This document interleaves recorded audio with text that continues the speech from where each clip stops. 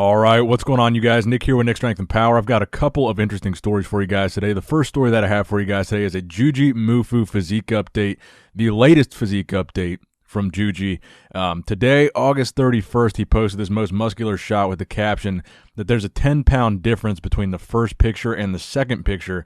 The first picture, the one you're looking at right now, taken today, August 31st. The second picture taken August 1st, and he says that over the course of August, he's allowed himself a little bit more calories per day, and he's filled out about 10 pounds between these two pictures, the first picture being the heavier one, where he's obviously much fuller, and as a result, I think a little bit more vascular in that first picture. I think he's looking good in both, but I definitely think he looks better in the first picture. Let me know in the comment section below what you guys think, but I think the first picture is a much better look for him, especially if he's going the bodybuilding route and not the classic route. For the Arnold Amateur, which he goes on to say down there in the comments of this picture, which we already knew, we already talked about this in a video, but I did want to mention that the Arnold Amateur, if he were to win the overall there, not only would he get his pro card there, but he would also be able to get an automatic invitation to the Arnold Classic Pro Men's Open the following year. So if he were to do very well here, theoretically, if he were able to win the Arnold Amateur somehow, it would be a massive propulsion forward in his career as a bodybuilder. So just something to think about. If he were able to play his cards right at this Arnold Amateur, and if he were able to win the overall, it would be tremendous for him.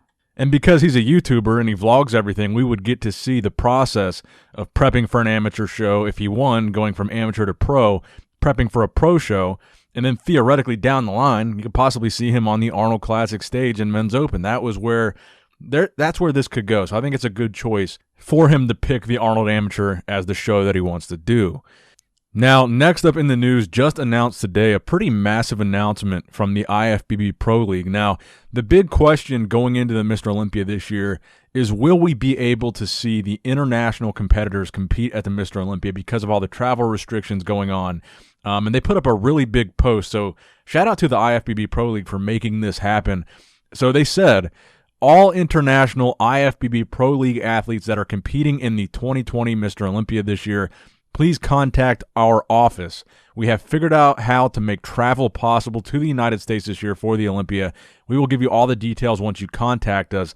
Thank you. So this is huge, and I wanted to get the word out there that they figured out a way. They didn't say what that way was, but I'm guessing, and this is just a guess, that it's similar to what's happening in Spain with that Europa show in Spain, where Spain has kind of a loophole for international travel if you're a professional athlete attending a professional sporting event in that country.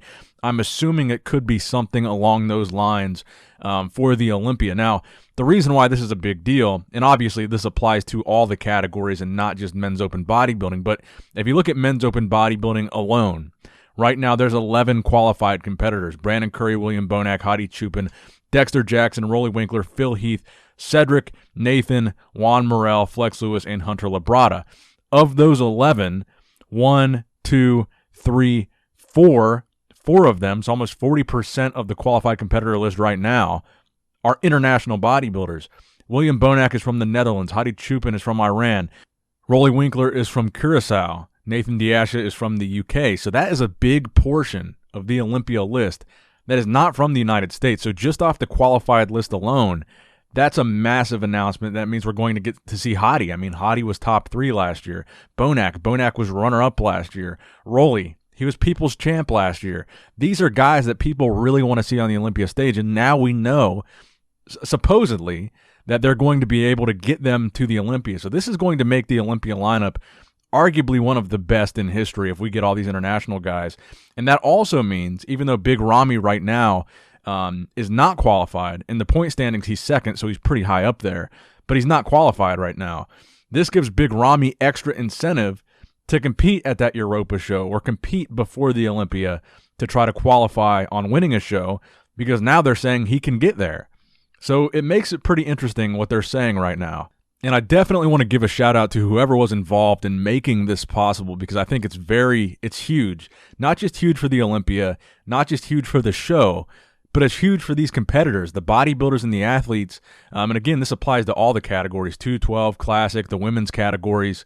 There's lots of international competitors in all of these categories, so it means a lot to the athletes too. I mean, this is their career, and to miss out on the biggest, well, essentially it's the biggest money-making opportunity in their career as a pro. To miss out on that this year would suck for the athlete.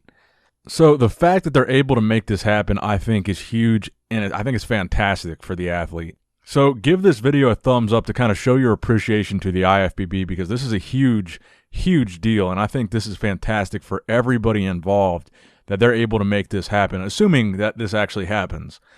I think this is fantastic. Now, next up in the news, Rafael Brandao posted a physique update where he looks very impressive. He looks like he's in pretty good shape, possibly prepping for a show.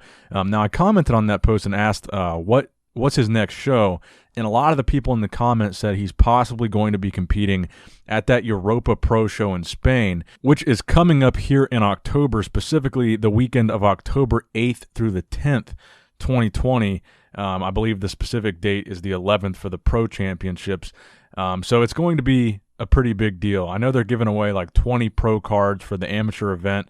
And again, the top three from each category in the pros will qualify for the Olympia, which is another huge thing they're doing for the athletes. So again, I think they need to be commended for that. I think that's awesome.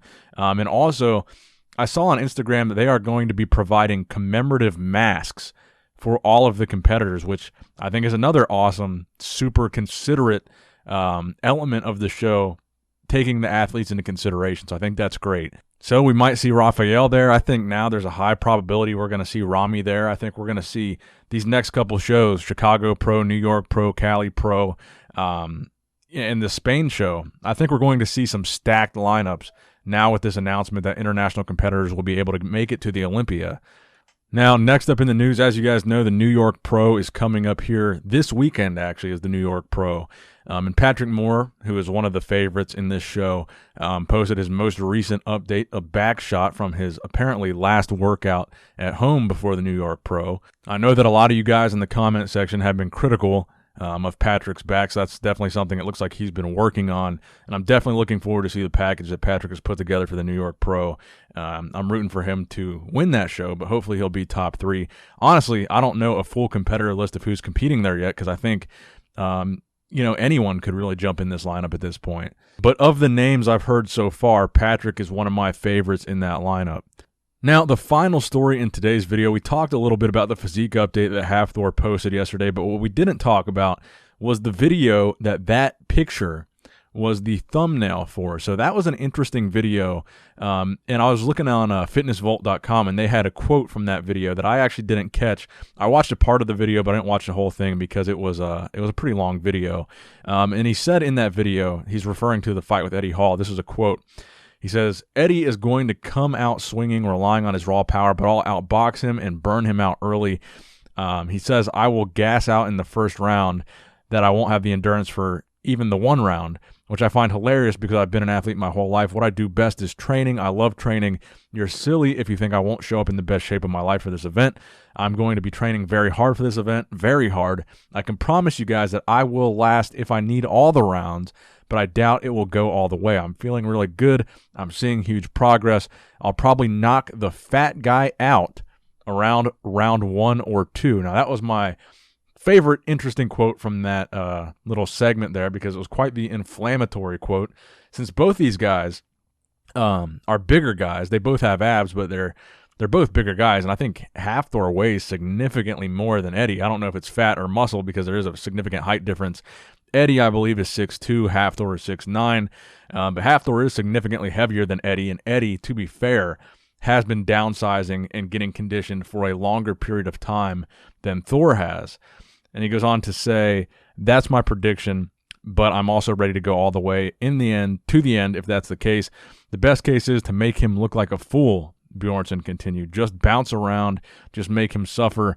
I want to make him pay. He's been talking a lot of blank lately, and it's payback time. He'll be begging for mercy." So let me know what you guys think in the comment section below. I'm curious to see Eddie Hall's response to this. Who do you think is going to win, Eddie or Thor? Team Eddie or Team the Mountain? Let me know in the comment section. Please give this video a thumbs up if you enjoyed it. Please subscribe to this channel if you have not subscribed yet already. I love you guys. I appreciate you guys. And as always, Nick Strength and Power signing out.